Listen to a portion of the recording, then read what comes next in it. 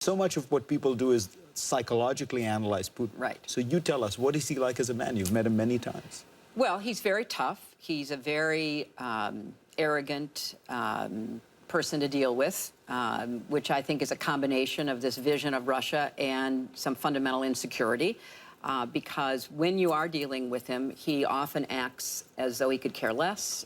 He's not interested. Even talking with him about getting Russia into the World Trade Organization, which is something the Obama administration was determined to do because we want to have a rules-based order insofar as possible.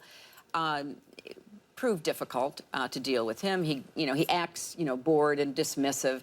So he has a lot of personas that he pulls out if he wants to stare intently at you with his very, bright blue eyes because he wants something from you or he wants to convey a message to you. He can turn on the charm, but he can also be, very tough to deal with and act as though it's a burden on him to be in conversations with other world leaders. I would be delighted if the United States could have a positive relationship with Russia, and I would be thrilled if the Russian people, who are so capable, had a normal country that they could chart a different future. I think that will be next to impossible, at least for the short term, with Putin.